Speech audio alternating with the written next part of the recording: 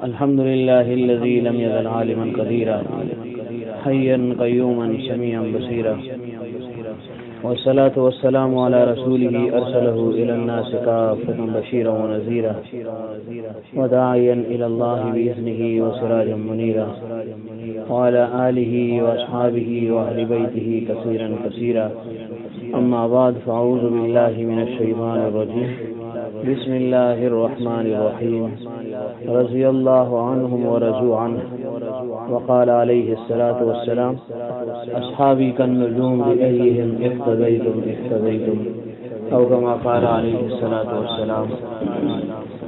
صدق الله العظيم وصدق رسوله النبي الكريم ونحن على ذلك من الشاهدين والشاكرين والمطمئنين والحمد لله رب العالمين. إن الله وملائكته يصلون على النبي يا أيها الذين آمنوا صلوا عليه وسلموا تسليما. اللهم صل على محمد وعلى آل محمد كما صليت على إبراهيم وعلى آل إبراهيم إنك حميد مجيد. اللهم بارك على محمد وعلى آل محمد كما باركت على إبراهيم وعلى آل إبراهيم إنك حميد مجيد. بزرگ اور بچے اللہ تعالیٰ ہمارے سامنے کو اس بیٹھنے کو قبول فرمائے. اللہ تعالیٰ ہم سب کی جان میں اور ہم جمع ایک اصلاح کے لیے ہوتے ہیں اور اصلاح کے درجات میں اولا بدلائی. تو یہ کہے کہ میں ایک مقام تک پہنچ گیا ایک چیز اللہ تعالیٰ نے مجھے عطا فرما دی. اب میری اصلاح مکمل ہو گئی ہے تو ایسا شخص جو ہے وہ دھوکے میں پڑا ہوا ہے. کیوں اللہ تعالیٰ نے خود فرمایا یا ایھا الذین آمنوا آمنوا، اے ایمان والو ایمان لاؤ. اب ایمان والے تو ایمان لا چکے ہیں. پھر کیا مطلب ہوا؟ مطلب یہ ہوا کہ اپنے اس ایمان میں رسوخ پیدا کرو، مزید اس میں استقامت پیدا کرو، تقویت اس میں پیدا کرو، نورانیت اس میں پیدا کرو. تو یہی حال ہے کہ انسان اگر معتد بھی مجاہدے کے بعد ایک چیز حاصل کر لے تو پھر اس کو رکنا نہیں ہے کہ بس میرا کام ہو گیا ہے اب میں نے آگے نہیں بڑھنا، بلکہ موت تک انسان اپنی اصلاح کی کوشش میں لگا رہے گا. اندر ہی راہ میں تراشو میں خراش کالا میں آخر دم فارغ نہ باش وَاعْبُدْ رَبَّكَ حَتَّى يَأْتِيَكَ الْيَقِينُ، کہ جب تک یقین نہ آ جائے اس وقت تک انسان عبادت میں مصروف عمل رہے گا. اور یقین سے کیا مراد ہے؟ مفسرین محدثین فرماتے ہیں کہ یقین سے مراد موت، کہ موت تک انسان عمل میں لگا رہے گا. اب ظاہر ہے موت کا کس کو علم ہے، کب آئے گی، کس وقت آئے گی، کس حال میں آئے گی، کس طرح آئے گی، کسی کو بھی علم نہیں ہے. تو جب علم نہیں ہے تو انسان عمل میں لگا رہے گا. تو اللہ تعالیٰ ہماری کامل اصلاح فرمائے. اصلاح کے لیے ہم جمع ہوئے ہیں اور اصلاح جو ہے نا وہ موت تک جاری اور ساری رہے گی. لیکن اصلاح وہی کارگر ہوگی کہ جو کسی شیخ طریقت کی تربیت میں ہو. وہ اصلاح پھر کارآمد ہے، وہ مجاہدہ بھی کارآمد ہے. اگر شیخ کی مائیت اور صحبت حاصل نہ ہو تو یہ مجاہدہ انسان کو گمراہ کر دیتا ہے. اس میں نخوت اور کبر، عجب، فخر، خودرائی، خود پسندی، خود بینی، یہ چیزیں پیدا ہو جاتی ہیں کہ میں مجاہدہ کر رہا ہوں. کیا مجاہدہ کرتا ہوں؟ کہ جو عمل، جو مجاہدہ انبیاء کرام نے کیا ہے وہ میں بھی کر رہا ہوں. تو یہ چیز جب انسان کے دل میں پیدا ہوگی تو ظاہر ہے وہ گرے گا. اس وجہ سے بے لگام مجاہدہ وہ نقصان دہ ہے. اسی وجہ سے مشائخ فرماتے ہیں، صوفیاء کرام فرماتے ہیں اگر تم نے مجاہدہ کرنا ہی ہے، عمل کرنا ہے تو کسی سے اس عمل کو لے لو، عقل کر لو، پوچھ لو، اس میں اللہ تعالیٰ تمہارے لیے برکت کو ڈال دے گا. اور پھر یہ ہے کہ وقتاً فوقتاً تم سے پوچھا جائے گا. کوئی رہنما ہوگا، سر پر کوئی آدمی ہوگا، بڑا ہوگا تو انسان کو ڈر لاحق رہتا ہے کہ مجھ سے پوچھا جائے گا. میرے معمولات کے متعلق، میرے دن رات کے متعلق. پوچھا جائے گا کہ تم نے یہ کام کیا، عمل کر رہے ہو نہیں کر رہے ہو، گناہوں سے اپنے آپ کو بچا رہے ہو نہیں بچا رہے ہو، مامورات کے پابند ہو یا نہیں ہو، تو اس خوف کی وجہ سے انسان پھر عمل میں لگا رہتا ہے۔ تو اس وجہ سے شیخ کا وجود جو ہے وہ ضروری ہے اور رحمت ہے انسان کی لیے اگر وہ سمجھے، کیونکہ بغیر شیخ کے، بغیر رہنما کے، بغیر رہبر کے انسان کی اصلاح ناممکن ہے، ممکن نہیں ہے۔ اگر ممکن ہوتی تو ہمارے اکابر جتنے بھی ہیں سب کی ہو جاتی، لیکن آج تک کوئی بھی آپ ایسا نام نہیں لے سکتے، نہ دکھا سکتے ہیں کہ جس کی اصلاح ہوئی ہو اور اس کا پیر نہ ہو، اس کا شیخ نہ ہو۔ یہ راستہ جو ہے ایسے طے نہیں ہوتا، ایسے عام راستوں پر ہم جاتے ہیں، اجنبی آدمی ہو، اجنبی راستہ ہو تو ہمیں ڈر اور خوف لاحق رہتے کہ بھائی اس راستے پر میں کیسے جاؤں گا، ساتھ کسی کو لے لیتے ہیں ہم جو اس راستے سے واقف ہو، اس علاقے سے واقف ہو تو ہم اس کو ساتھ لے لیتے ہیں کہ بھائی یہ میری رہنمائی کرے گا۔ تو جب عام ایک سفر ہے، ایک راستہ ہے، اس کے قطع کرنے کے لیے رہنما کی ضرورت ہے، تو پھر اللہ تعالیٰ کی محبت کا حصول ہو، اللہ تعالیٰ کی معرفت، یہ انسان چاہے اور یہ کہے کہ میں خود جو ہے اس منزل مقصود تک پہنچ جاؤں گا، یہ خیال است و محال است، خود جو ہے نا انسان اس راستے پتہ نہیں کر سکتا، اگر کر سکتا ہے تو کر لے، پتہ لگ جائے گا اس کو۔ اللہ تعالیٰ حکم نہ فرماتا یا ایھا الذین آمنوا اتقوا اللہ وکونوا مع الصادقین، اے ایمان والو تقوی اختیار کرو۔ کہاں اختیار کرو گے، کیسے اختیار کرو گے؟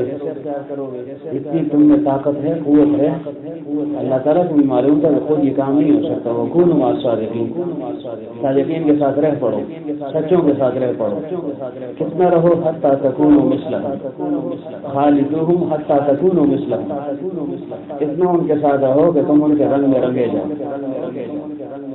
یعنی ان کا رنگ، ان کی عادت، ان کے اطوار، عادات، یہ ساری چیزیں جو ہے نا تم جذب کر لو، پھر دیکھنے والے کے لیے فرق جو ہے نا مشکل ہو جاتا ہے کہ پیر کون سا ہے اور مرید کون سا، کون بول رہا ہے، پیر بول رہا ہے یا مرید بول رہا ہے۔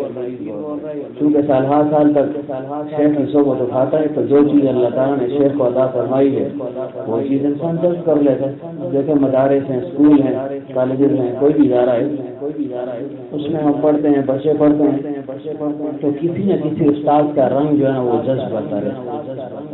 عملی میدان میں جب آتا ہے، جب بولتا ہے، بات کرتا ہے، کچھ کہتا ہے، ہر ایک سمجھ ہے بھائی یہ تو فلاں استاد کی طرح، فلاں عالم کی طرح، فلاں پروفیسر کی طرح بول رہا ہے، وہی انداز ہے اس کا، کیونکہ اس نے 2-4 سال اس کے ساتھ لگائے ہوتے ہیں۔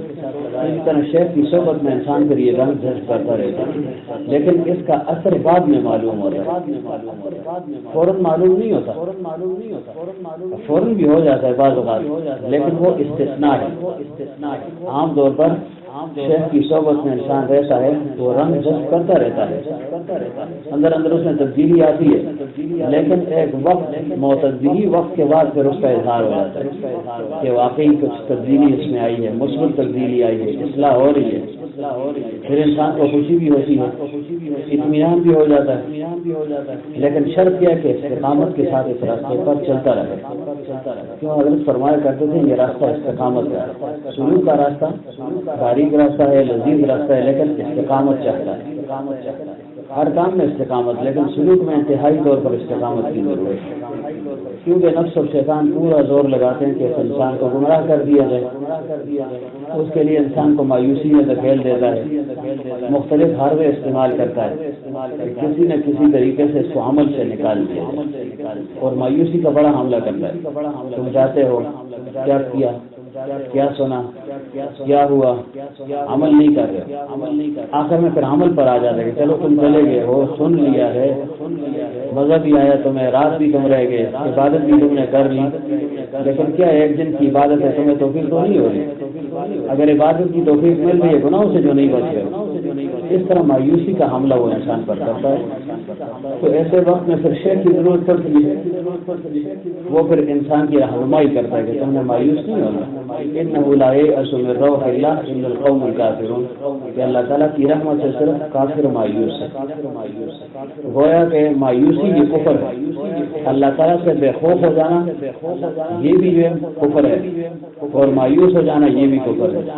الایمان بین الخوف والرجاء، ایمان خوف اور امید کی درمیانی کیفیت کا نام ہے۔ انسان پر خوف بھی طاری ہو، کیا خوف کہ بھائی عمل کر رہا ہوں نہ معلوم قبول ہے یا نہیں، لیکن دوسری طرف سے مایوس بھی ہوں کہ اللہ تعالیٰ غفور الرحیم بھی ہے، جیسا عمل بھی ہے ناقص ہے، میں اپنی بساط اور کوشش اور سعی کے مطابق کر رہا ہوں، اللہ تعالیٰ سے امید ہے کہ وہ قبول کر لے۔ تو دونوں جذبات، دونوں احساسات انسان کے ذہن میں ہوں گے تو اس طرح یہ آگے بڑھتا رہے گا۔ اگر خوف کا غلبہ زیادہ ہو گیا تو پھر بھی عمل تو رہ جائے گا، اور اگر مایوسی کا غلبہ ہو گیا نا امیدی کا تو پھر بھی عمل سے رہ جائے گا۔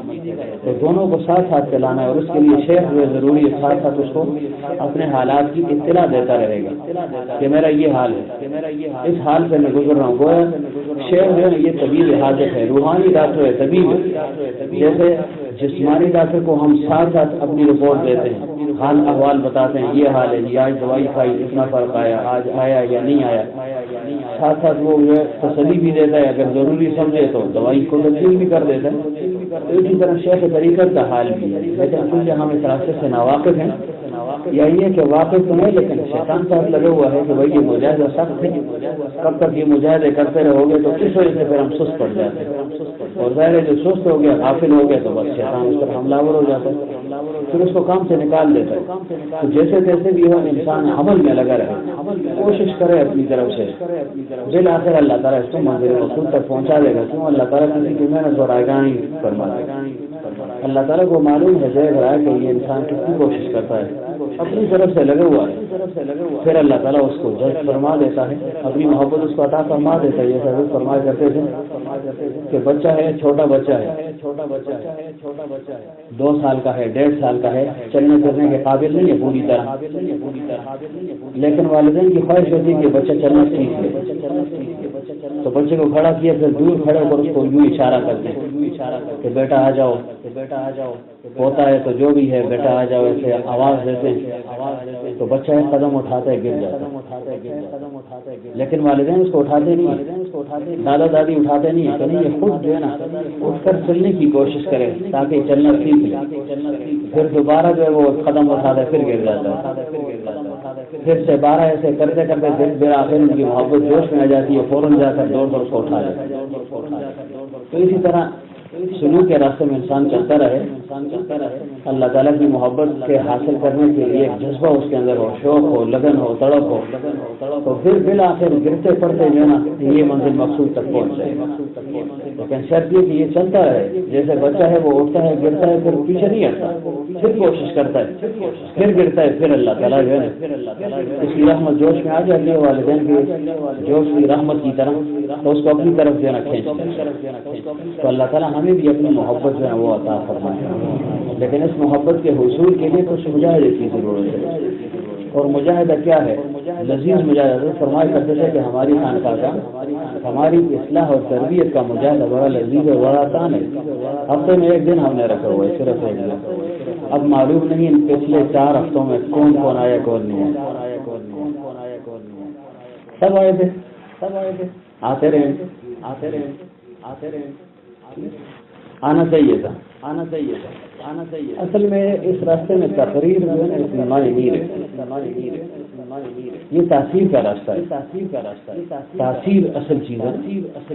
تقریر کیا ہے؟ تقریر تو آپ بچے کو سکھا دیں، سپر پر تقریر کر لیتا ہے، بس میں ہوتی ہے، مدارس میں، اسکول میں، کالجز میں، کیسے بچے بولتے ہیں، لیکن اس بولنے کا فائدہ تو نہیں نا، وہ صرف یہاں سے اوپر بولتا ہے، زبان ہل رہی ہے، اندر سے کچھ نہیں۔ تو اصل چیز ہے نا وہ دل ہے، آج دل خیزت پر دل رہے ہیں کہ جو بات دل سے نکلتی ہے وہ پھر دل پر اثر بھی کرتی ہے۔ تو اللہ تعالیٰ ہمیں تقریر بھی عطا فرما اور تاثیر بھی عطا فرما، یہ بھی ایک فن ہے، ملکہ ہے اللہ تعالیٰ جس کو عطا فرما دے کہ وہ تقریر بھی اس کو آتی ہو، لیکن اصل چیز تو تاثیر ہے نا۔ لوگ کہتے ہیں تقریر کر، اکبر کہتا ہے تاثیر کے ساتھ تقریر نہ کر۔ تقریروں سے جو ہے نا ممکن ہے تقریر کرنے والا رہ جائے اور تقریر سننے والے آگے نکل جائیں، لیکن اصل تو تقریر کرنے والا ہے نا، اس سے بھی کوئی فائدہ ہوا ہے یعنی اسے اللہ کی معرفت حاصل ہے یعنی یہ صرف لوگوں کو خوش کر رہا ہے۔ ممکن ہے اس کی تقریر سے لوگوں کی زندگی بدل جائے، یہ ممکن ہے، لیکن اس کی اگر اپنی زندگی نہ بدلی، وہ خود عمل پر نہ آیا تو ظاہر ہے بے عمل ہوا، اس کا کیا انجام ہوگا؟ اس کو سب سے پہلے دوزخ میں ڈالا جائے گا اور کینچیوں کے ساتھ اس کے ہونٹوں کو کاٹا جائے گا، پوچھا جائے گا اس سے کہ دیکھو تم تو دنیا میں ہمیں واز اور تقریر اور تلقین کیا کرتے تھے، تمہاری واز اور تلقین کی وجہ سے ہم جنت میں پہنچ گئے، اللہ کی رضا ہمیں حاصل ہوگی، اللہ کی خوشنودی حاصل ہوگی، اللہ تعالیٰ نے یہ نعمتیں دے دی اور تم جہاں پر جل رہے ہو، سڑ رہے ہو، کٹ رہے ہو، مر رہے ہو، تو وہ کیا کہے گا کہ ہاں میں تمہیں تو تقریر کر رہا تھا، تمہیں تو بتا رہا تھا لیکن خود عمل نہیں کر رہا۔ تو اللہ تعالیٰ ہمیں باعمل بنا دے۔ تو اس وجہ سے کہتا ہوں یہ تاثیر کا راستہ، یہ نہیں کہ میں جاتا ہوں تقریر کیسی ہوئی ہے، اچھی تھی، بری تھی، نئی تھی، پرانی تھی، نئی باتیں تھی، پرانی تھی، اس میں نئی اور پرانی نہیں ہے، یہ صرف آنا جانا، اس سے جو ہے نا انسان ترقی کرتا ہے۔ شیخ کو اللہ تعالیٰ نے جو باقی نعمت دی ہے وہ دوسرا طور پر آہستہ آہستہ منتقل ہوتی رہتی ہے، جیسے آپ ایک چولہے سے دوسرے میں منتقل ہوتی ہے، جو آپ کی تاثیر وہ عشق کی تاثیر ایک خانہ بخانہ ایک سینہ بسینہ، جیسے آپ ایک چولہے سے دوسرے میں منتقل ہوتی ہے، اسی طرح یہ اللہ تعالیٰ کی محبت ایک دل سے دوسرے دل میں منتقل ہوتی ہے۔ الہی کرنٹ ہے نا، کرنٹ نظر تو نہیں آتا لیکن ہاتھ لگائیں پتہ چلتا ہے کرنٹ ہے۔ اسی طرح انسان جب آتا جاتا ہے تو اس کو اللہ تعالیٰ کی محبت حاصل ہو رہی ہے، بشرط یہ کہ اس کے دل میں عقیدت ہو، اعتراض اس کے دل میں نہ ہو، تنقید لے کر وہ نہ آیا ہو، عقیدت سے بھرا ہوا آئے تو پھر فیوزات اور برکات سے بھرا ہوا جاتا ہے، اور اگر عقیدت کی کمی ہو، کچھ اور مقصد لے کر آئے تو پھر ظاہر ہے خالی آئے تو خالی جائے، ایک تو وہ خالی جائے نا، خالی آئے اور خالی جائے کہ ہاتھ میں کچھ نہ ہو تو پھر کچھ نہیں ملے گا، لیکن اصل یہ کہ عقیدت سے اگر خالی آئے گا تو فیوزات و برکات سے خالی چلا جائے گا۔ تو عرض کیا کر رہا تھا کہ آپ دیکھیں یہ بھی ایک امتحان ہوتا ہے کہ چار ہفتے گزرے ہیں یا 4 ہفتوں میں جو ہے نا وہ سب دوست آئے یا نہیں تھے، وہ تو مجھے پتا ہے کون آیا کون نہیں آیا، لیکن جو نہیں آیا اب یہ معلوم نہیں کہ وہ عذر کی وجہ سے نہیں آیا یا ویسے نہیں آیا، غالباً حکیم الامت رحمۃ اللہ علیہ تھے یا کوئی اور بزرگ تھے، سفر پر جا رہے تھے، پیچھے اپنے خلیفہ کو نائب مقرر کیا کہ میری غیر موجودگی میں کام آپ نے چلانا، تو لوگ آتے رہے، ایک شخص ایسا تھا کہ وہ نہیں آیا، شیخ جب واپس آئے پوچھا بھائی کون کون آیا اور کون کون نہیں آیا، پھر ہم نہیں پوچھیں گے کہ کون کون آیا تھا اور کون کون نہیں آیا، تو کسی نے کہہ دیا چونکہ حکم تھا پوچھ لیا تھا تو وہ فلاں آدمی نہیں آیا تھا، فرمایا بڑا افسوس ہوا، وہ صرف ایک دفعہ لفظ اللہ کہتا تھا وہ 1 سال کی مسافت طے کرتا تھا، اتنا ترقی میں تھا وہ، لیکن نہ آنے کی وجہ سے جو ہے نا فرمائے وہ بہت پیچھے چلا گیا۔ اصل جو ہے نا وہ جو مرکز ہے اس کے ساتھ تعلق ہوتا ہے، اس مرکز کے ساتھ انسان جڑا رہے، باقی تو چل چلا ہوئے، کبھی ایک ہوگا، کبھی دوسرا ہوگا، کبھی تیسرا ہوگا، کبھی سفر، کبھی حضر، کبھی کیا، تو اس وقت جو ہے نا محبت کا پتہ چلتا ہے کہ جیسے شیخ کی موجودگی میں اس کے ساتھ تعلق محبت، ایسے اس کی غیابت میں، غیبوبت میں، غیر حاضری میں، ایسے ہی جو ہے نا اس کا تعلق قائم رہے تو واقعی پھر جو ہے نا پکے مرید کی یہ علامت ہے۔ تو بہر اللہ تعالیٰ ہمیں بھی پکا مرید بنا دے، اور جس نے سستی کی ہے تو پھر وہ توبہ استغفار کر لے کہ بھائی مجھ سے غلطی ہوئی ہے، کیوں ٹھیک ہے شیخ کے پیچھے انسان آتا ہے لیکن ظاہر اس کو شیخ نے مقرر کر دیا تو وہ بھی گویا شیخ کی زبان بن کر بولتا ہے۔ ہر ایک کا مقصود اللہ تعالیٰ کی محبت ہے لیکن طرز انداز ہر ایک کا جدا ہے، شیخ کا اپنا ہے، خلیفہ کا اپنا ہے، دوسرے مرید کا اپنا ہے، تیسرے کا اپنا ایک انداز ہے، لیکن محور اور مقصود اور مرکز تو سب کا اللہ کی محبت ہے، تعلق میں اللہ کی دولت اس کا حصول ہے۔ سفارل سستی نہیں کرنی، جو نہیں آیا تو اس کو استغفار کرنا چاہیے۔ غزوہ تبوک میں صحابہ پیچھے رہ گئے تھے، تو پیغمبر صلی اللہ علیہ وسلم فرمایا ان کے ساتھ بائیکاٹ کرنا، 50 دن بائیکاٹ فرمایا، 50 دن ویسے تو عام مومن کے ساتھ 3 دن سے زیادہ بائیکاٹ جائز نہیں ہے، بلا وجہ اگر ویسے کوئی نزاع ہو گیا، جھگڑا ہو گیا اور 3 دن تک کوئی ناراض رہے ایک دوسرے سے، پیغمبر صلی اللہ علیہ وسلم نے فرمایا اگر یہ راضی نہ ہوئے اسی دوران دونوں مر گئے یا کوئی ایک مر گیا تو سیدھے جہنم میں جائے گا۔ لیکن یہ کہ جہاں پر دوسرے کو تنبیہ مقصود ہو اور انتظامی امور کا غلبہ ہو تو پھر زیادہ بائیکاٹ بھی کر سکتے ہیں، یا یہ کہ کسی کو معلوم ہو کہ شخص کے ساتھ اگر میں تعلق قائم رکھوں گا تو میرے دین یا دنیا کو نقصان پہنچے گا، قریب ہوا تو نقصان دے گئی، دینی یا دنیاوی دونوں، تو پھر اس سے عمر بھر کے لیے بھی لا تعلق رہ سکتا ہے، عمر بھر کے لیے بھی۔ موقع محل کو دیکھیں کہ کیسا آدمی ہے، کیسا معاملہ ہے۔ تو بہرحال غزوہ تبوک میں جو پیچھے رہ گئے تھے صحابہ 3 خاص طور سے، ہلال ابن امیہ رضی اللہ عنہ، کعب رضی اللہ عنہ، تیسرے کون سے تھے؟ بہرحال 3 تھے، تو یہ ان کے ساتھ 50 دن تک بائیکاٹ کیا، وہ بھی وہ اس وجہ سے نہیں رہے، لیکن بس سستی غالب آ گئی، کسی کے مہمان آ گئے، کسی نے کہا میں چلا جاؤں گا، پہنچ جاؤں گا، 2 گھوڑیاں ہیں، 2 اونٹنیاں ہیں، میں پہنچ جاؤں گا، اور بعضوں نے کہا کہ چلو، حکم تو صراحتاً نہیں ہے، صرف فرمائے کہ وہی غزوے کے لیے ہم جا رہے ہیں، جس نے جانا ہو تو تیار ہو جائے، تو صحابہ پیچھے رہ گئے، پھر 50 دن کے بعد ان کی توبہ قبول ہوئی، آپ کی توبہ جلدی قبول ہو جائے گی، جو نہیں آئے نا آج وہ رات رہ جائیں تو توبہ قبول ہو جائے گی، تو آنا چاہیے، اصل میں یہ امتحان ہوتا ہے نا۔ الحمدللہ میری اپنی عادت تھی جب حضرت رحمۃ اللہ علیہ موجود نہ ہوتے، خلفاء کے ڈیوٹی لگا دیا کرتے تھے کہ بھائی تم نے بیان کرنا ہے، ادھر خاص ظاہر ہے میرا تو زیادہ وقت ادھر گزرا ہے، تو یہ اپنی ایک دلی کیفیت بیان کرتا ہوں، میں جس کی ڈیوٹی لگاتا ہوں اس کی طرف زیادہ متوجہ ہوتا ہوں، سب سے آگے بیٹھتا ہوں، جیسے میں اس طرف یا وہاں تک اس جگہ پر بیٹھتا تھا، لیکن جس کو حوالے کر دیتے کوئی نائب ہوتا کہ بھائی آج ہمیں بیان کرنا ہے، اس میں کسی سفر پر چلے گئے، دینی سفر ہے یا بیماری کی وجہ سے رہ گئے نہ آ سکے، تو جس کے حوالے ہوتا کام تو میں سب سے جو ہے نا اول اس جو ہے نا بیٹھتا، اور ادھر ادھر دیکھتا بھی نہیں، ویسے تو ہم ادھر ادھر دیکھتے رہتے ہیں، یہ کس وجہ سے تھا کہ اعراض نہ آ جائے، کہ شیخ نے ایک آدمی کو مقرر کیا ہے، کہیں اس کے دل میں انقباض پیدا نہ ہو کہ دل کو متوجہ نہیں ہے، ظاہر ہے اس کے دل پر انقباض ہو گئے تو گویا شیخ کے دل کو منقبض کر دیا اس نے، اور انقباض اور بےعدبی اور گستاخی اس راستے میں ناقابل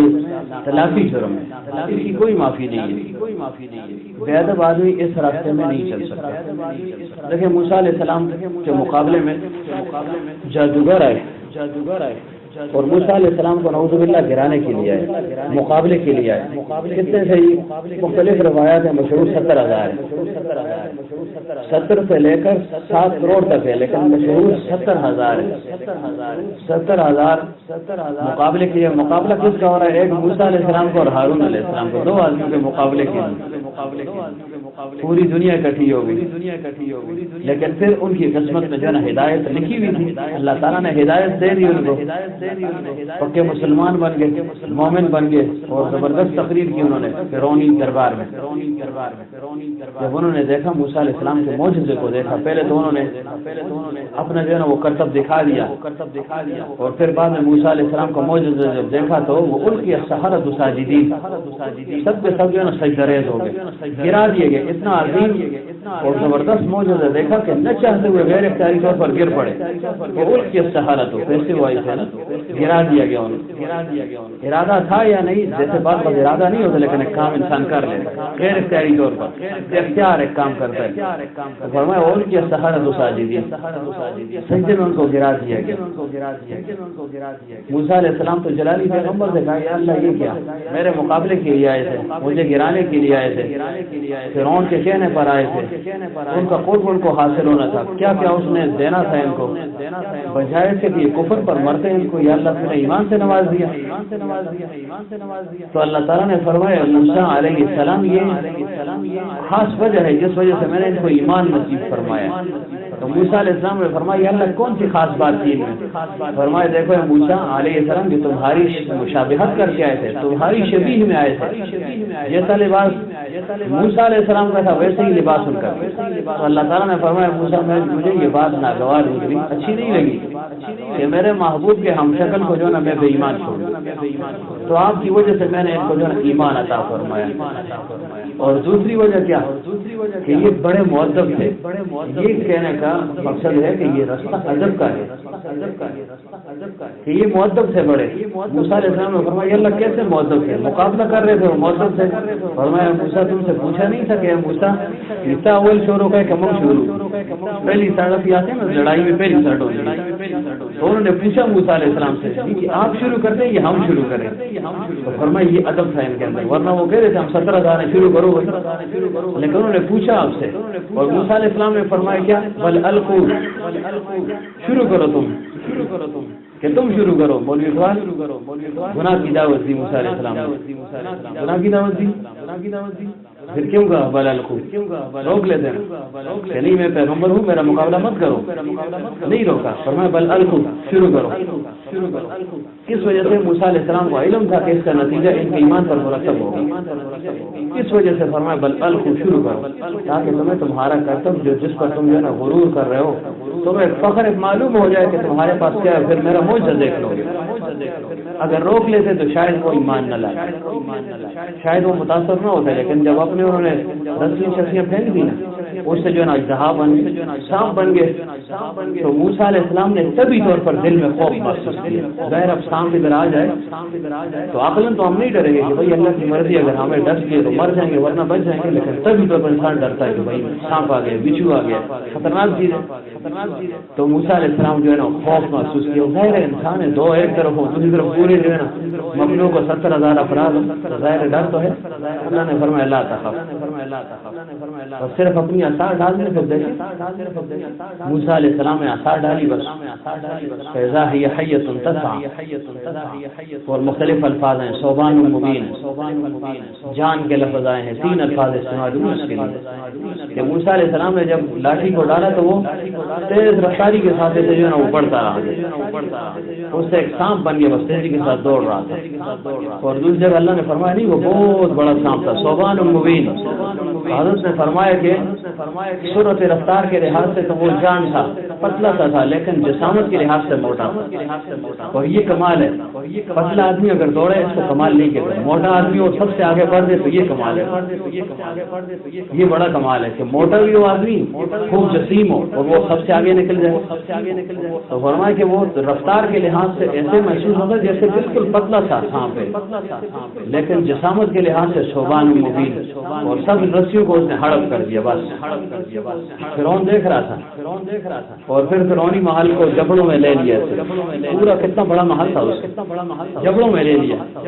غالباً ابن کثیر رحمۃ اللہ علیہ فرماتے ہیں، یا کوئی اور مفسر میں نام بھول گیا ہوں، فرمایا اس دن فرعون کو 400 دفعہ دستا ہے، 400 دفعہ دوڑا ہے وہ، اس نے کہا خود غرق ہو گیا، میرا تو محل ہی انہوں نے جبڑوں میں لے لیا۔ اس نے کہا بس، بات کہتے ہیں کہ وہ چارپائی کے نیچے گھس گیا، اس نے کہا بس بس، موسیٰ علیہ السلام سے کہو بس میں مان گیا، بس بس بس بس، خدا کے لیے جو نا مجھے چھوڑ دو، معاف کر دو۔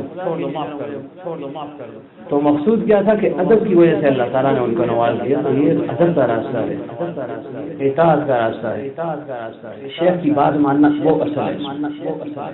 اپنی کوئی کرے گا، اپنی مرضی کرے گا تو اس کی اصلاح نہیں ہوگا۔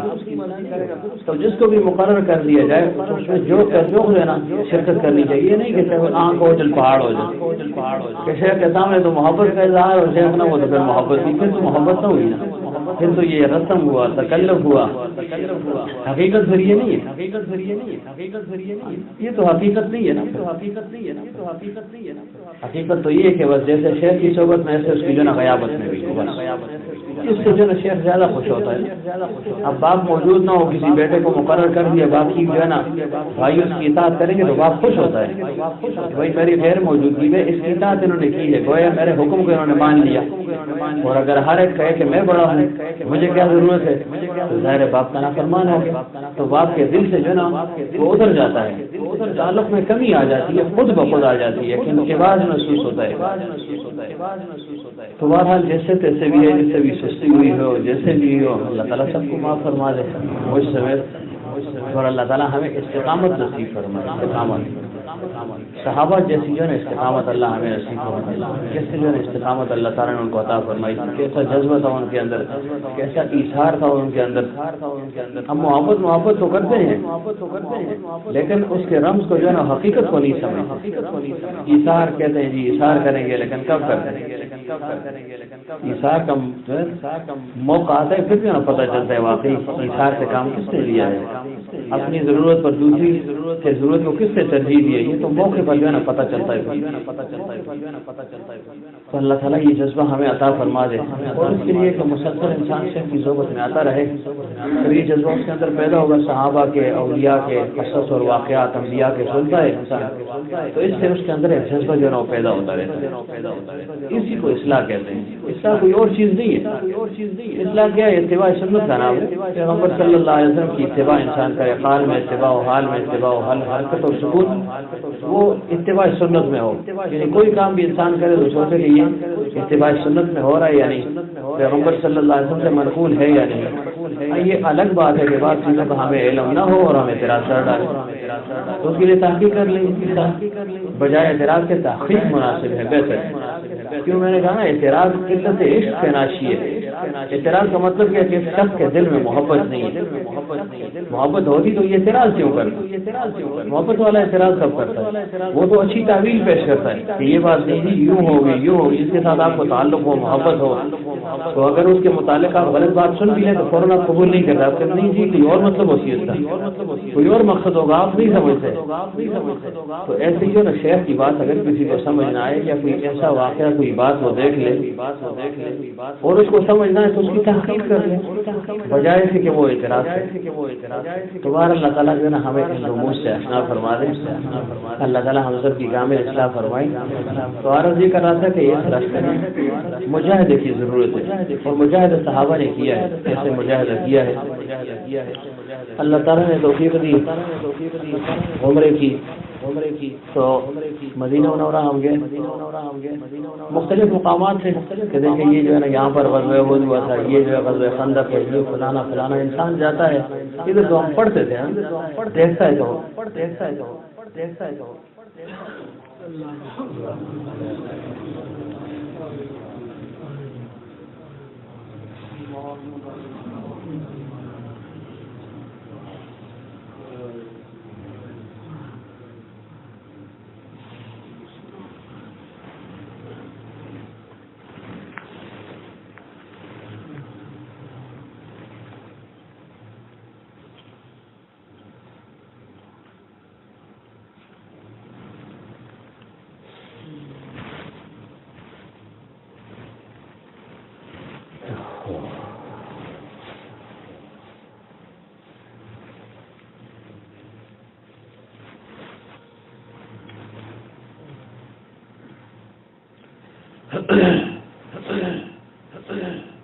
خندق جہاں کھودی اب تو وہاں جہاں وہ سڑک ہے نا، لمبی سڑک ہے، انسان حیران ہو جاتا ہے کہ یا اللہ تھوڑا سا پہاڑ تو اب بھی موجود ہے کہ کیسے جو ہے نا صحابہ نے یہاں پر وہ خندق کھودی۔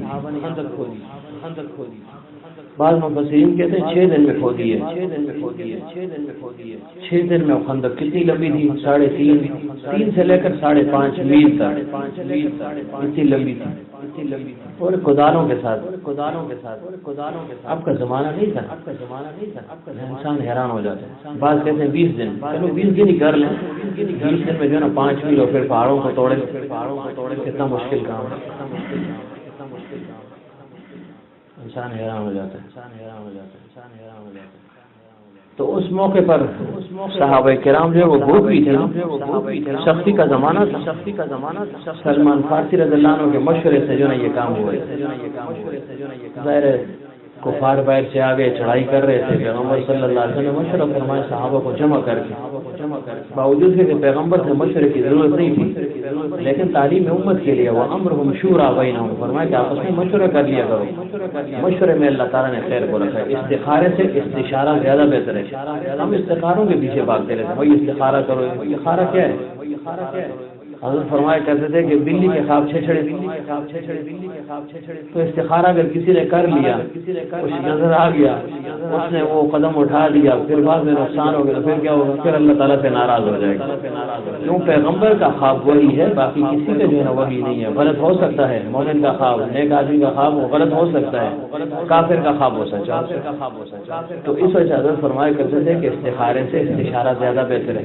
استشارہ مطلب جو قریب کے دوست احباب ان سے مشورہ کر لیں کہ یہ کام میں کر رہا ہوں، کروں یا نہ کروں، کاروبار ہے، شادی ہے، رشتہ ہے، کوئی اور ایسا معاملہ ہے، زمین لینی ہے، مکان لینا ہے، کاروبار ہے، کروں یا نہ کروں، اس میں زیادہ خیر ہو. تو بہرحال سلمان فارسی رضی اللہ عنہ کے کہنے پر اور مشورے پر پیغمبر صلی اللہ علیہ وسلم فرمایا خندق کو کھودو. تو پھر دیکھیں صحابہ نے کیسے اس خندق کو کھودا.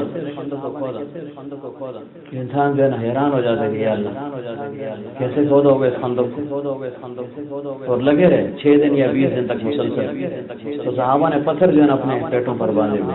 غالباً حضرت سعد رضی اللہ عنہ یا کون سے صحابی تھے کام کر رہے تھے پیغمبر صلی اللہ علیہ وسلم کے قریب، اور کہا یا رسول اللہ صلی اللہ علیہ وسلم بھوک تھی. میں تو بھوکا بہت سخت، اور جو ہے نا دامن مبارک ایسے اٹھایا کہ جی میں نے تو پتھر باندھا ہوا ہے. تو پیغمبر صلی اللہ علیہ وسلم ان کی جو ہے نا تسکین کے لیے تاکہ ان کو ذرا تسلی ہو جائے، فرمایا تم نے ایک باندھا، دیکھو میں نے 2 باندھے، میں نے 2 باندھے ہوئے، 2 پتھر باندھے ہوئے تھے. کس وجہ سے؟ تاکہ ان کو بھی تسلی ہو جائے اور یہ بھی معلوم ہو جائے کہ میں تم سے زیادہ جو ہے نا مستر ہوں اضطراری کیفیت میں. مفسرین فرماتے ہیں یہ پتھر کیوں باندھا تھا؟ 3 اقوال ہیں. ایک قول یہ ہے کہ یہ ایسا پتھر تھا کہ اس کے باندھنے سے جو ہے نا انسان کو ایک برودت اور ٹھنڈک محسوس ہوتی ہے، اس وجہ سے یہ پتھر صحابہ نے اور پیغمبر صلی اللہ علیہ وسلم نے باندھا. اور ایک قول یہ ہے کہ چونکہ جنگ ہے، کمزوری زیادہ ہے، تو تاکہ نیچے جو ہے نا ہاتھ لگانا نہ پڑے.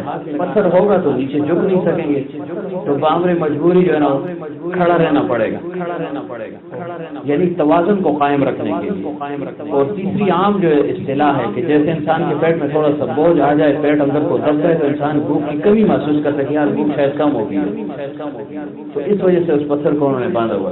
تو حضرت جابر رضی اللہ عنہ فرماتے ہیں اس سے کہ ان کے اندر ایثار کا جذبہ تھا.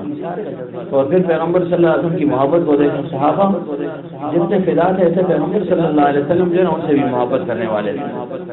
ارے محبت یک طرفہ تو نہیں ہوتی ہے، ایک دل میں محبت ہوگی، دوسرے میں لازمن ہوگی، یہ ہو نہیں سکتا کہ محبت یک طرف ہو. تو پیغمبر صلی اللہ علیہ وسلم کو بھی صحابہ سے ویسے ہی محبت تھی جیسے صحابہ کو پیغمبر صلی اللہ علیہ وسلم کے ساتھ.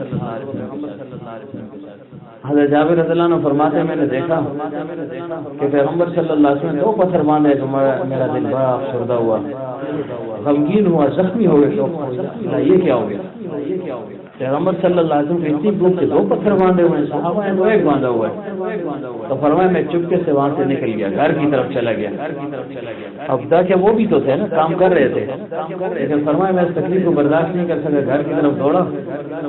میں نے گھر والوں سے کہا کہ گھر میں کچھ ہے یا نہیں؟ پیغمبر صلی اللہ علیہ وسلم پر میں نے ایسی بھوک ہے، میں نے محسوس کر لیا. پھر میں نے پیٹ پر 2 پتھر بھی بندھے ہوئے دیکھ لیے. انہوں نے کہا گھر میں یہ ایک چھوٹی سی جو ہے بکری ہے، بکری کا جو ہے نا وہ بچہ ہے، بچڑا ہے، یہی ہے بس. ورہو میں کہاں بستی کے میں اس کو جو ہے ذبح کرتا ہوں، اور گھر میں 2-3 کلو جو تھے آپ اس کو پیس لیں، کھانا تیار ہو جائے گا. پیغمبر صلی اللہ علیہ وسلم تشریف لے آئیں گے، کھا لیں گے.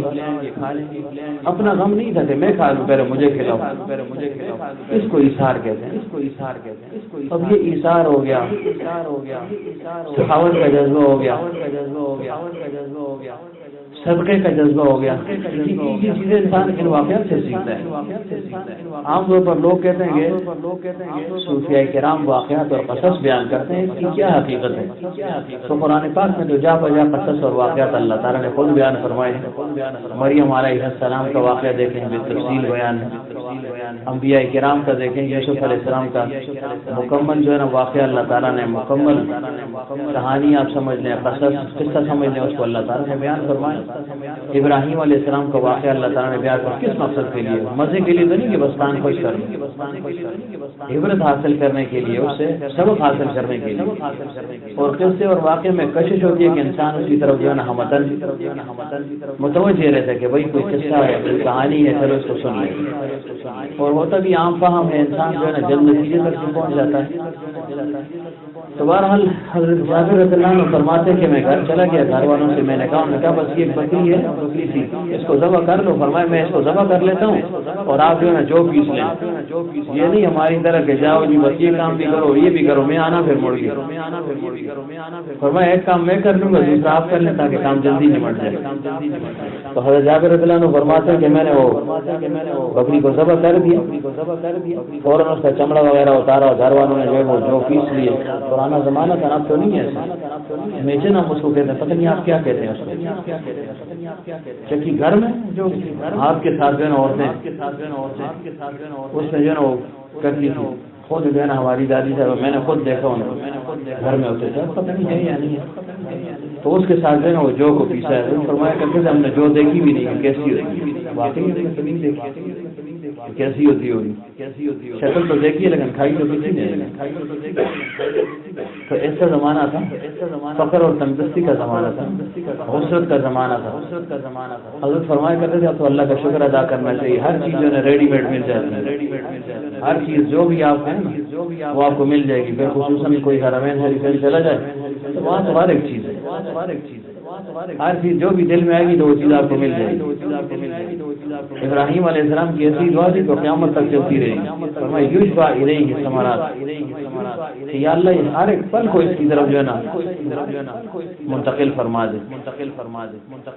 تو اب دنیا کا ہر ایک پھل جو ہے نا وہاں پر موجود ہے۔ موسم کے ساتھ تعلق نہیں ہے کہ موسم ہے تو پھل ہے، موسم نہیں ہے تو پھل نہیں ہے، جو موسم کے بھی جو ہے نا آپ کو پھل مل جائیں گے۔ ایسی دعا انہوں نے فرمائی تھی، اور دعا بھی ایسی فرمائی کہ اللہ خود بخود یہ پھل آتے رہے، یہ نہ ہو کہ میری اولاد لگی رہے، فرمایا اللہ وہ عبادت میں لگے رہے اور جو ہے نا یہ چیزیں ان کو ملتی رہے۔ اب لوگ عبادت کرتے ہیں اور باقی چیزیں خود بخود جو ہے نا آتی رہے۔ تو ادھر کتنی فراوانی ہے ہمارے لیے، تو اللہ تعالیٰ کا شکر ادا کرنا چاہیے۔ بہرحال حضرت جابر رضی اللہ عنہ فرماتے ہیں کہ میں نے وہ ذبح کر دیا، گھر والوں سے میں نے کہا جلدی جلدی اس کو جو ہے نا پکاؤ۔ جب وہ پکنے کے قریب ہو گیا تو میں جا کر پیغمبر صلی اللہ علیہ وسلم کو اطلاع دے دوں کہ جی کھانا تیار ہے اور آپ اپنے ساتھ 2-3-4 بندوں کو لے آئیں، چھوٹی سی بکری ہے، کتنے آدمی اس کو کھائیں گے؟ یہ دل میں جو ہے نا خواہش دل میں، لیکن پیغمبر صلی اللہ علیہ وسلم کو پہلے نہیں بتایا، بس خاموشی سے چپکے سے نکل گئے۔ جب چلے گئے پیغمبر صلی اللہ علیہ وسلم کو اعلان کیا اور کہا یا رسول اللہ صلی اللہ علیہ وسلم آپ کی کیفیت کو میں نے دیکھا تو میں برداشت نہ کر سکا، میں گھر چلا گیا اور آپ کے لیے ہم نے کھانے کا انتظام کیا، لیکن آپ خاموشی کے ساتھ چپ کے ساتھ 2-3 بندوں کو ساتھ لے کر آ جائیں، آپ آ جائیں 2-3 بندوں کو۔ حضرت فرمایا کرتے تھے دعوت کے متعلق کہ دعوت تو ہم ویسے بھی کرتے رہتے ہیں لیکن اس میں اخلاص اور الہیت ہونی چاہیے کہ کس جذبے کے ساتھ میں کر رہا ہوں یہ دعوت، نام نمود کے لیے کر رہا ہوں، شہرت کے لیے کرتا ہوں، کس مقصد کے لیے کرتا ہوں، یا دنیا کے لیے کر رہا ہوں، دنیا کا کوئی مفاد ہے؟ اگر دنیا کا کوئی مفاد ہوا تو ظاہر ہے کچھ بھی حاصل نہیں ہوگا، پیسہ بھی ضائع ہو گیا، وقت بھی ضائع ہو گیا اور آج بھی کچھ آئے گا، خدا ناراض۔ ہندو سارا دن رام رام کرتا ہے اس کو حاصل کچھ نہیں ہوتا، اپنے کو بھی پھنسا دیتا ہے اور اللہ بھی ناراض ہے۔ اور دوسرا حضرت یہ فرمایا کرتے تھے کہ دعوت جب جو ہے نا کسی کی چیز ہے تو یہ دیکھے کہ کس آدمی کے جانے میں دین کو زیادہ تکلیف ملتی ہے۔ مثلا کسی نے کسی کی دعوت کر لی، مولوی مختار کی دعوت کر لی کہ بھائی یہ تو عالم ہے، پھر پیر بھی ہے، خلیفہ بھی ہے، تو اب ظاہر ان کے ساتھ 2-3 آدمی تو جائیں گے نا، اکیلے تو نہیں جائیں گے۔ لیکن ہمارے ہاں جو ہے نا ہمارا مزاج کیسا ہے، ہم دیکھتے ہیں کہ بھائی میں جو ہے نا ان کی دعوت کی ہے اور ان کے ساتھ جو ہے نا پیر بھائی ہیں، دوست ہیں، تو انہوں نے فلاں وقت دعوت کی تھی، مجھے نہیں بلایا تھا، میں بھی نہیں بلاؤں گا، تو یہ دعوت تو کچھ نہ ہوئی۔ حضرت فرمایا کرتے تھے احسان یہ ہے کہ جس نے آپ کو نہیں کھلایا اس کو کھلاؤ، جس نے نہیں پلایا اس کو پلاؤ، یہ کمال ہے۔ ہمارا تو ادلا بدلا ہے، میں نے دعوت کی تو لازماً اگلا مجبوراً میری کرے کہ وہی اس نے دعوت کیا، کوئی بڑی بری بات ہے اگر نہیں کریں گے۔ ایسے آدمی کی دعوت کرے جس سے کوئی تم اور لالچ نہ ہو، امید ہی نہ ہو کہ یہ ہماری دعوت کر سکے گا یا نہیں، یہ دعوت قبول ہوگی۔ یہ مقصود نہیں ہے کہ باقی کی نہ کرے، لیکن عام مزاج ہمارا یہ ہے، شوق ہمارا یہ ہے، نیت ہماری وہ اس میں گڑبڑ فطور ہے۔ تو ایسے آدمی کو بلایا جائے کہ شیخ کے ساتھ کوئی جا رہا ہے، ایسا آدمی دیکھے کہ بھائی جس کے جانے سے دین کو تقویت ملتی ہو، اس آدمی کو لے جائے۔ ہاں اپنا جو ہے نا وہ تعلق ہے وہ تو الگ بات ہے، اس کو بلائے، لیکن ایسے آدمی کو اسے پتہ ہے کہ اس کے آنے سے جو ہے لوگوں پر اچھا اثر پڑے گا دینی لحاظ سے بھی، تو ایسے آدمی کو جو ہے نا وہ بلائے۔ پھر یہ نہ ہو کہ پھر ادھر اپنے دل میں بڑاس نکالے کہ مفت نہیں آئے صبر نہیں اور بدلہ کرنا ہے، خدا کرنا ہے، یہ بھی دیکھتا رہے گا۔ ہاں جی صاحب یہ بھی دیکھ لے گا کہ فلاں وقت جس نے جو ہے نا دعوت کی تھی زلمے خان کو بلایا تھا، مجھے نہیں کہا، آج پتہ لگ جائے گا کہ مجھے جو ہے نا کیوں نہیں بلایا۔ بہرحال یہ بھی رموز ہے۔ تو حضرت جابر رضی اللہ عنہ فرماتے ہیں کہ پیغمبر صلی اللہ علیہ وسلم کو میں نے فرما دیا کہ جی حضرت آپ ایسے کریں تو 3 آدمیوں کو ساتھ لے آئیں اور کھانا نوش فرما دیں تاکہ آپ کی بھوک جو ختم ہو جائے، مجھے بھی تسلی ہو جائے۔ تو دیکھیں پیغمبر صلی اللہ علیہ وسلم جو ہے ایسے نہیں تھے کہ چلو بس میں اکیلے چوکے سے چلا جاؤں، فرمایا اچھا ٹھیک ہے۔ تو ندا دی پیغمبر صلی اللہ علیہ وسلم نے خود فرمایا بھائی سب جو ہے نا متوجہ ہو جاؤ۔ کتنے تھے صحابہ؟ غزوہ فتح میں 3000 تھے، 3000 کے لگ بھگ تھے،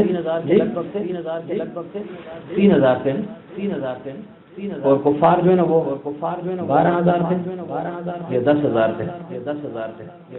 تو بہرحال پیغمبر صلی اللہ علیہ وسلم فرمائے بھائی جابر نے دعوت کی اور سب آ جاؤ، کہ جابر کی دعوت ہے رضی اللہ عنہ کی اور سب آ جاؤ۔ اب جابر فرماتے جب یہ میں نے سنا نا تو میں نے کہا بس یہ کیا ہو گیا، کھانا 2 آدمیوں کا ہے، 3 آدمیوں کا ہے، 5 کا ہے اور آپ بھی 3000 آئیں گے۔ میں بڑا جو ہے نا افسردہ بھی ہوا، یا اللہ یہ کیا ہو گیا، کھائیں گے کیا؟ بلا تو لیا، کھائیں گے کیا؟ دوڑا میں گھر گیا۔ پیغمبر صلی اللہ علیہ وسلم کے آنے سے پہلے میں پھر جو ہے نا گھر پہنچ گیا اور میں نے گھر والوں سے کہا کہ میں نے تو پیغمبر صلی اللہ علیہ وسلم سے فرما دیا تھا کہ آپ اکیلے آ جائیں، خاموشی کے ساتھ 2-3 افراد جو آپ کی مرضی کے ہوں ان کو ساتھ لے آئیں۔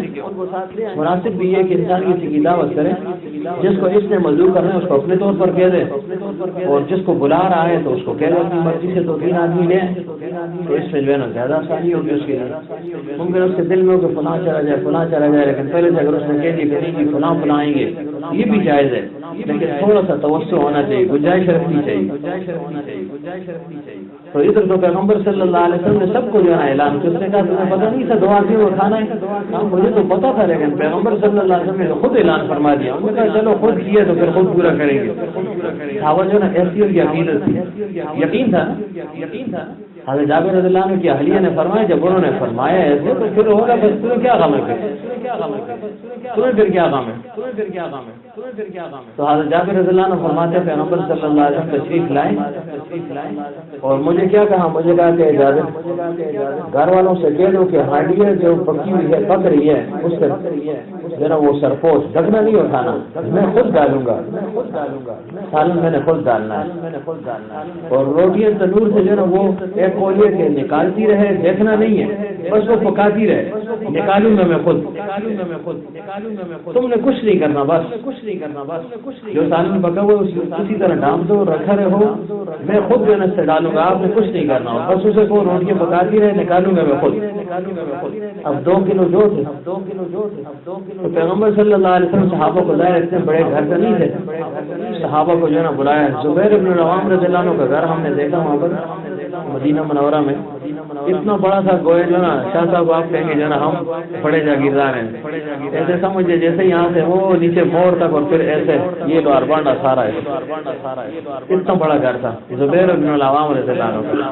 حضرت اسماء رضی اللہ عنہ کے شوہر جو تھے، جس کو ہم زلف کہتے ہیں، پیغمبر صلی اللہ علیہ وسلم کے گھر حضرت عائشہ تھی رضی اللہ عنہا، اور زبیر بن العوام رضی اللہ عنہ کے گھر میں حضرت اسماء تھی، صدیق اکبر رضی اللہ عنہ کی بڑی بیٹی۔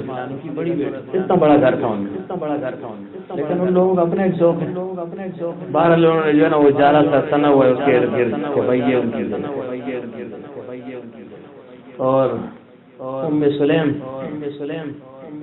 رضی اللہ عنہ ان کا گھر جو ہے نا وہ بھی ہم نے دیکھا، ٹوٹ پھوٹ کا شکار ہو گیا تھا، لیکن باقیات اس کے ہیں، اس کا اپنا ایک مزہ ہے۔ کیا ہوتی ہے نا دل میں کہ وہی کوئی جو ہے نا دیکھ لیں، بابرکت جگہ ہیں، صحابہ یہاں پر رہے ہیں، صحابیات کا جو ہے نا وہ رہائش یہاں پر تھی، تو یہ متبرک جگہ بن جاتی ہے، اس کے اپنے اثرات ہیں، برکات ہیں۔ تبرکات کا ثبوت تو آپ مانتے ہیں کہ نہیں مانتے؟ تبرکات کا اپنا جو ہے نا یہ ایک حقیقت ہے، لیکن چونکہ ہمیں علم نہیں ہوتا تو ہم اعتراض کرتے ہیں۔ چھوٹی سی کتاب ادھر میں نے رکھی ہے، وہ سامنے شاہ صاحب کے سر کے ساتھ پیچھے کہیں لگی ہوگی، احادیث صحیح سے تبرکات کا ثبوت ہے۔ یہ اس وجہ سے نہیں، الحمدللہ حضرت نے ہمیں بتایا ہے، لیکن بعضوں کو شوق ہوتا ہے نا، کسی کو بولے کتنے کتاب ہے، کہتے یار چھوٹی سی کتاب کو دیکھ تمہیں خود ہی پتہ چل جائے۔ پھر کعب بن اشرف جو وہ یہودی تھا، اس کا گھر ہم نے دیکھا، حیران ہو کے دیکھو یہاں پر محمد ابن مسلمہ رضی اللہ عنہ کس طرح آئے تھے، کیسے اس کو جو ہے نا قتل کیا تھا انہوں نے۔ حسنین کریمین کا گھر وہ ہم نے دیکھا، اسی حالت میں ہے، خستہ ہو گیا ہے، لیکن باہر سے اس کو جو ہے نا 4 دیواری جاری لگائی۔ پھر میرا شوق تھا بدر جانے کا، پھر ہم وہاں بھی گئے جہاں پر غزوہ بدر ہوا۔ یہ جگہ دیکھنی شروع سے میرا ایک خواہش تھی، یار یہ جگہ دیکھنی چاہیے۔ وہ جگہ ہم نے دیکھی، مسجد عریش وہاں پر بنی ہوئی ہے، پیغمبر صلی اللہ علیہ وسلم کے لیے جو چھوٹی سی مسجد یا چھپر اس کو کہتے ہیں، جو جگہ تیار کی ہوئی تھی۔ ساری رات پیغمبر صلی اللہ علیہ وسلم سے دعائیں مانگتے رہے، روتے رہے۔ ظاہر حق اور باطل کی جو نا پہلی جنگ تھی، پہلا ٹکراؤ تھا، اور کتنے صحابہ تھے، لیکن بار بار بیان ہوا ہے، لیکن سیرت پڑھی اور پھر وہاں پر جا کر دیکھیں، کھڑا ہونا اپنا رنگ 313 صحابہ تھے، اور کتنی تلواریں تھیں؟ 12 تلواریں تھیں، 8 تلواریں تھیں، باقی جو نہ ڈرلے تھے، اور پیغمبر صلی اللہ علیہ وسلم ساری رات نہیں سوئے۔ عجیب منظر تھا، ادھر جاتا ہے نا پھر پتہ لگتا ہے۔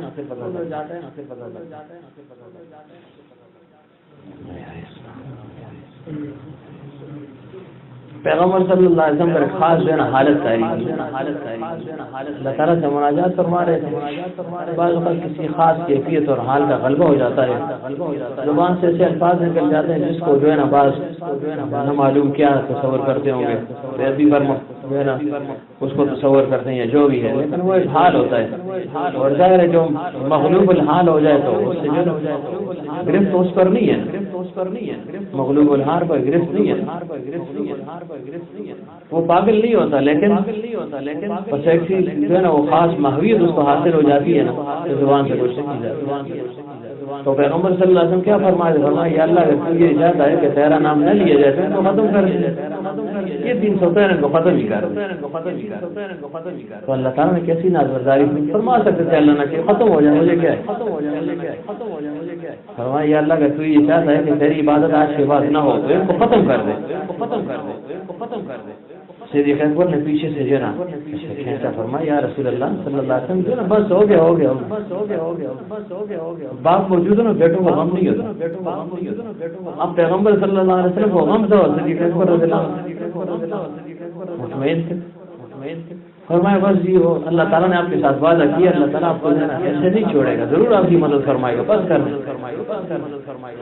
اور پھر پیغمبر صلی اللہ علیہ وسلم جہاں مسجد عریش بنی ہوئی ہے یہاں سے باہر نکلے، فرمایا سیہزم الجمع ویولون الدبر، کہ اللہ تعالیٰ جو ہے ان کو مسمار کر دے گا، ختم کر دے گا۔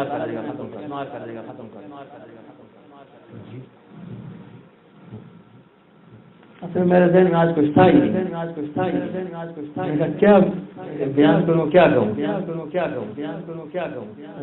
بندہ واپس آتا ہے نا جہاں پر وقت گزار لے تو وہ منظروں کے سامنے گھومتا رہتا ہے.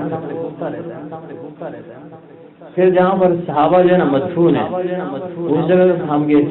عام طور پر اس جگہ پہنچنا مشکل ہوتا ہے، باہر سے جو ہے نا گاڑی پھراتے ہیں، بند ہوتا ہے نا، اندر چھوڑتے نہیں. خدا کی قدرت ہم گئے تو اس کا تالا کھولا ہوا تھا، ہم بھی اندر گھسے. ہم 4 بندے تھے، وسیم صاحب تھے، قمر ضیاء، میں تھا، فیاض.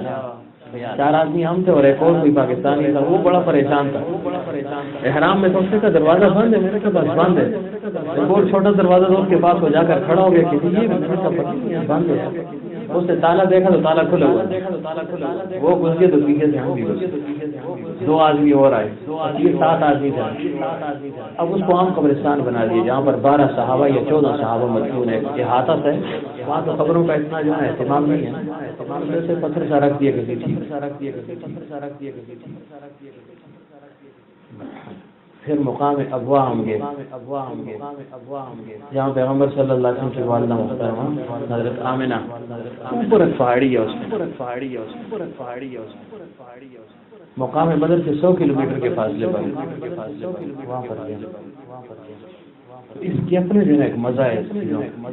ہمارے ساتھ ایک دوست ہے، وہ سفر سے تنگ ہونے کا میں تنگ ہونا، وہ گٹیاں ہیں وہ نہیں ہے. بہرحال اس کا اپنا ذوق، ہمارا یہ ذوق بھی تھا.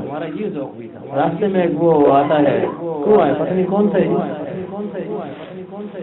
ہاں میں نام بھول گیا ہوں اس کا، بیر روحاں، بالکل وہاں پر تھوڑا روکے تو بات کہتے ہیں کہ یہ وہ کنواں نہیں ہے، ایک آدمی تک لگے ہوا. میں نے کہا اپنا اپنا ذوق ہے. اس نے کہا یہ کیسے ممکن ہے کہ 1400 سال بعد یہاں سے پانی نکلا.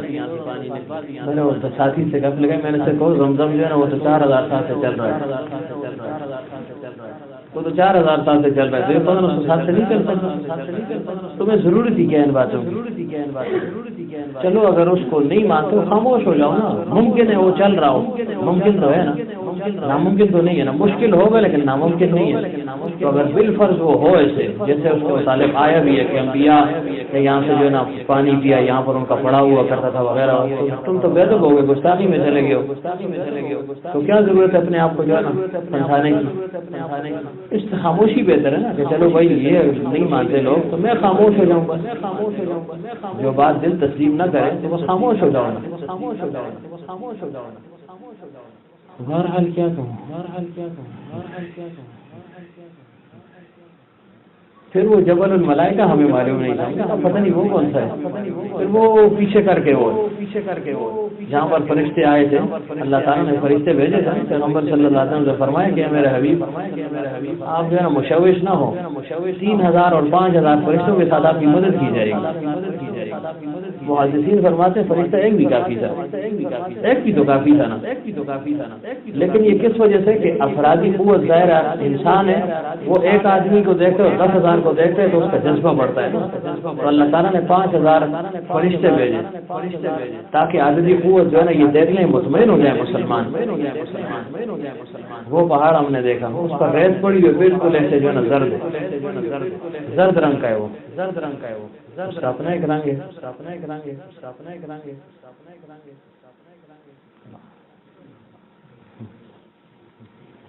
اللہ تعالیٰ سب کو توفیق عطا فرمائے، لیکن ادب کے ساتھ. ادب نہیں ہوگا تو پھر بڑی خطرے کی بات ہے. تو مدینہ منورہ میں انسان کا جو ہے نا اور حال ہوتا ہے.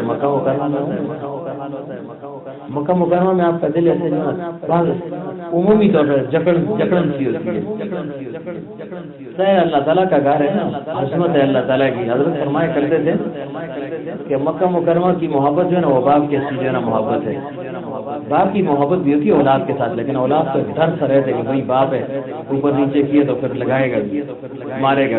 محبت تو ہوتی ہے. اور فرمایا مدینہ منورہ کی محبت وہ جو ہے نا والدہ کی محبت ہے.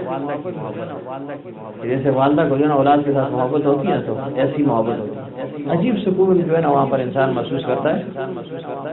وہ معمول جان آئے ہوئے بھی ہیں تو یہ فرما رہے تھے کہ جب میں سفر کر رہا تھا جیسے حضور مدینہ منورہ شروع تو گاڑی کی آواز بند ہو گئی. میں نے کہا یہ کیا کہہ رہے ہیں. جب ہم بھی گئے نا تو جیسے ہی حدود شروع ہوگی نا بالکل خاموش ہے. آپ کو یہ پتہ ہی نہیں گاڑی چل رہی ہے یا کیا ہو گیا. بالکل مکمل سکون. عجیب رنگ تھا. پھر ہم مسجد زرع بھی گئے. پیغمبر صلی اللہ علیہ وسلم غزوہ احد کے لیے جاتے ہوئے مسجد زرع جہاں پر زرہ وغیرہ پہنی تھی وہ مسجد ہمیں دکھائی. یہاں پر بٹاموری کا ایک آدمی ہے وہاں پر رہ رہا ہے. اس نے غالباً اپنے حاجی صاحب نے ہمیں جو ہے اس کا پتہ دیا تھا. اللہ تعالیٰ کو جزائے خیر دے. تو اس نے ہمیں پھرایا ہے. اس نے کہا یہ جگہ شاید کسی کو معلوم نہ ہو. 40 سال سے وہاں رہ رہا ہے. اور بھی بہت سی جگہ تھی. تو یہ اس وجہ سے کہ سیروں کے الارض پر جو ہے نا عمل ہو جاتا ہے کہ زمین میں جو ہے نا چلو پھرو غور و فکر کرو. اس کو سیر آفاقی کہتے ہیں. اس پر بھی اللہ تعالیٰ انسان کو اجر دیتا ہے. صحابہ جب بدر کی طرف جا رہے تھے جہاں پر دعا فرمائی وہ مسجد تک موجود ہے. اور باقی مسجدوں کو تو سب گئے. مسجد قبلتین اور مسجد قباء. تو ہر ایک مسجد کا اپنا رنگ ہے. مسجد قباء کا اپنا رنگ ہے. مسجد جمعہ ہے لیکن وہ کھلی نہیں تھی. باہر ہم نے نماز پڑھ لی پھر واپس. ابو ذر غفاری رضی اللہ عنہ جہاں پر رہتے تھے ہم نے کتابوں میں تو میں نے پڑھا تھا اور سنایا تھا آپ کو. وہ جگہ ہم نے دیکھی وہاں پر اب مسجد بنی ہوئی. پھر پیغمبر صلی اللہ علیہ وسلم نے جہاں پر لمبا سجدہ فرمایا تھا وہاں پر ہم گئے. وہاں پر ہم نے 2 رکعت نماز ہم نے بھی پڑھی. جہاں پر دعا فرمائی تھی 3 دعائیں پیغمبر صلی اللہ علیہ وسلم نے فرمائی تھی. مسجد اجابہ اس کو کہتے ہیں. 3 دعائیں کون سی تھی؟ ایک دعا تو یہ تھی کہ یا اللہ میری امت پر عام عذاب نازل نہ فرما. دوسرے کا حد سالی سے جو ہے میری امت کو ہلاک نہ فرما. اور تیسری میری امت میں اختلاف واقع نہ ہو. یہ تیسری دعا جو ہے نا بظاہر قبول نہیں ہوئی ایسے محسوس ہو. اللہ نے فرمایا 2 تو قبول ہے تیسری کے بارے میں.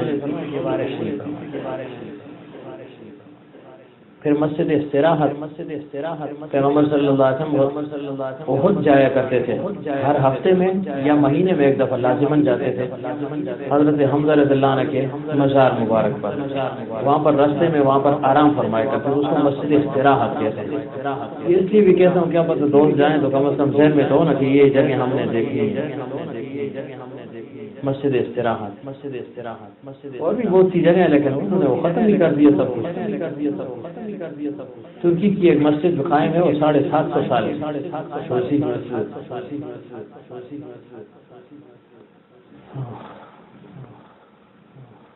البتہ یہ ہے کہ روزہ اقدس کے سامنے جو ہے 1 سیکنڈ کے لیے نہیں چھوڑتے. بس چلتے چلتے آپ سلام کہیں گے اطمینان نہیں ہوتا. یہ نا چلے کسی بندہ ملتا ہے 1 منٹ کے لیے تو ایسے جو ہے نا رخ تو کر لیں. رخ والا کام نہیں ہے. میں دعا کر رہا تھا اس سے کہو قبلے کی طرف منہ کرو. لیکن اب ان میں نرمی آ گئی ہے. پہلے سنا ہے وہ مارتے تھے نا ہاتھ پہ ایسے جو نا مارتے تھے کہ نیچے کرو ہاتھ. وہ آگے میرے سامنے کھڑا تھا. میں ایسے کھڑا تھا. میں نے کہا اس کو دیکھنا فضول ہے. میں اپنے کام میں لگا تھا. وہ لگا رہا تھا کہیں کرتا رہا. پھر آخر میں اردو میں شروع ہو گیا. میں یہاں پاکستانی ہے ویسے ہی عربی بن گیا. یہ آداب میں سے ہے نا. اب مثلا جو ہے نا مولانا عبدالکریم کے پاس کوئی جائے کہ حضرت جو ہے نا میں بیمار ہوں یا ایسے میرے لیے دعا کر لیں تو ایسے کہیں گے کہ جی دعا کر لیں کہ نہیں ایسے کہیں گے بڑا ایسے دعا کری جی. تو آداب کے خلاف ہے نا. آداب کے خلاف ہے. آپ کسی کو دعا کریں تو ظاہر کیسے کہیں گے رخ کریں گے نا. یعنی آپ کہیں گے جی بس دعا کرے جی کفر ہو گیا منہ کر چھڑیا. بات چیزیں آداب سے ان کا تعلق ہوتا ہے. اگرچہ علماء فرماتے ہیں کیا ہے اس میں کہ قبلہ رو ہو جاؤ لیکن اگر کسی نے اس پر رخ کر لیا تو بڑی بات. بہرحال اپنا اپنا رنگ ہے. جنت البقیع جو ہے نا وہ پہلے 2 وقت چھوڑتے تھے اب ایک ہی وقت مقرر کر دیا. اثر کو چھوڑ دیے. بس کوئی ماتم ہو گیا اس وقت جو ہے نا ساتھ کوئی چلا گیا تو چلا گیا. ادھر سے کیوں نکالتے کھڑے ہی نہیں ہونے دیتے. وہ بس بڑے بڑے بینر لگائے ہوتے ہیں خبر ایسے.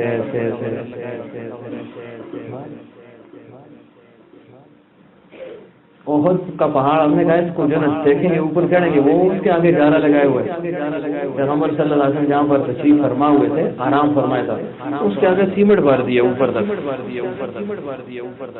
یہ کوئی جا ہی نہیں سکتا، اپنے اپنے ذوق کی بات ہے، تو یہ نا وہاں جائے پھر پتہ چلتا ہے کہ کیسی جان ہوئی، کس طرح ہوئی، وہ پھر عملی چیز ہوتی ہے نا، ادھر پڑھتا ہے انسان، ادھر دیکھتا ہے پھر سمجھ آتی ہے کہ کیا رنگ تھا۔ عبداللہ ابن زبیر رضی اللہ عنہ کی قبر مبارک، وہاں پر ہم گئے جنت المعلی میں، اور بھی صحابہ تھے لیکن اب میں بھول گیا۔ تو بہرحال دوستوں سے میں نے کہا مکہ مکرمہ میں دوڑ دھوپ زیادہ ہے، آپ اندر تک پہنچتے تھک جاتے ہیں، پھر عبادت کریں گے لیکن یہ بڑی مشکل کے ساتھ، اور مدینہ منورہ میں بڑی آسانی کے ساتھ جو ہے نا انسان پہنچ جاتا ہے، گم بھی نہیں ہوتا۔ مکہ مکرمہ میں اگر راستہ معلوم ہو گم ہی ہو جاتے ہیں، ایک طرف سے گھسا تو بس پھر گیا۔ بہرحال بابرکت سفر ہے، اللہ تعالیٰ سب کو نصیب فرمائے، اللہ تعالیٰ بار بار جو ہے نا ہمیں وہاں پر جانے کی توفیق عطا فرمائے۔ ابھی کچھ باتیں کافی ہیں۔ شوکت کدھر ہے؟ شوکت کو میں نے کہا تھا زمزم ان کو کھلائیں دوستوں کو، ساتھ کھجور بھی کھلا دیں۔ کیا خیال ہے جو نا یہ وہ کام کریں گے، ہم ساتھ تھوڑا ذکر کر لیں گے، پھر دعا کر لیں گے، ٹھیک ہے؟ 3 4 5 بندے جائیے نا، سب اٹھ کے باہر چلے جائیں، ٹھیک ہے جی۔ اللہ اللہ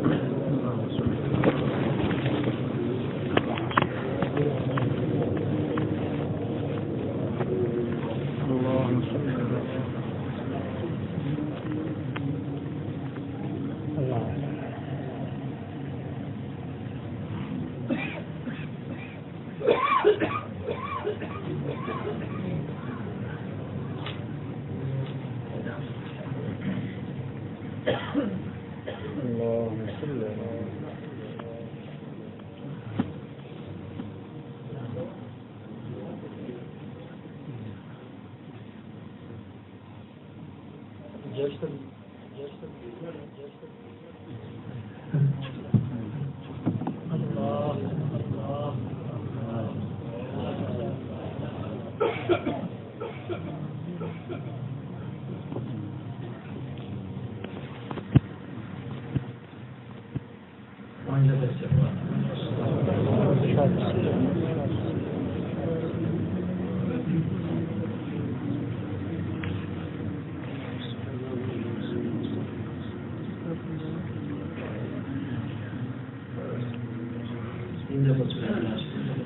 الله الرحمن الرحيم.